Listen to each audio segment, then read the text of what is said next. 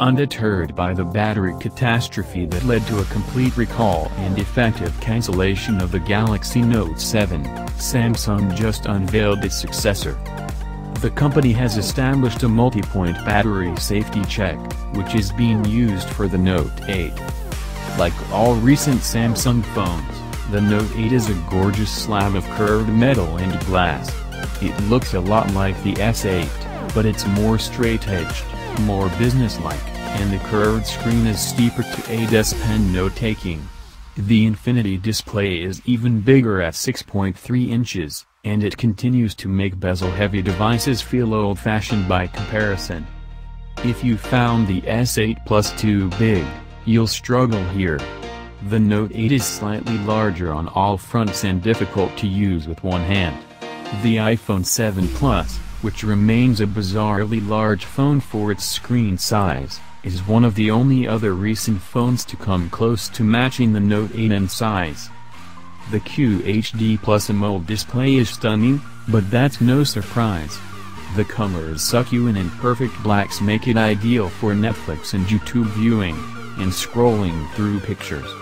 The slightly odd 18.5:9 aspect ratio is strange at first, but you can stretch videos and apps to fit it so it doesn't detract from anything. Like the S8, the Note 8 is HDR certified by the 4K Alliance, but the actual amount of HDR content around is still slim. The other big change is on the rear of the device. Samsung has jumped on the dual-camera bandwagon, popping a 12-megapixel telephoto sensor next to the already excellent wider-angle 12-megapixel sensor from the Galaxy S8. Importantly, both these sensors feature optical image stabilization, OIS, so even if you use the 2x optical zoom, your snaps should be blur-free. The main issue with the secondary sensor on the iPhone 7 Plus is that it lacks OIS, and so it struggles if you're not stock still.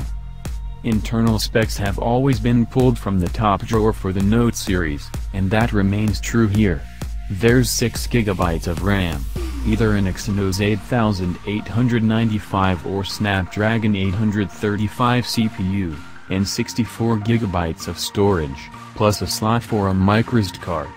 Expect US owners to get the Snapdragon version while the UK and rest of the world the Exynos one. Time will tell whether the device is as fast as the specs suggest, but Samsung's software has been gradually and constantly improving, so we have high hopes. Predictably, the majority of the extra software tweaks added for the Note 8 revolve around the S Pen. Screen off memo remains my favorite, letting you pop out the S Pen with the screen off and start jotting down notes on the black display. You can also translate words simply by dragging over the stylus, which works as advertised during my demo. The only potential issue with the Note 8 specs will be its slightly small battery. The 3300 mAh cell offers less capacity than that of the Galaxy S8 Plus and leaves me concerned about the phone's stamina. I can barely get through a full day of hard usage on the S8 Plus, and considering the Note 8 has an even bigger screen and more RAM, it could be a struggle.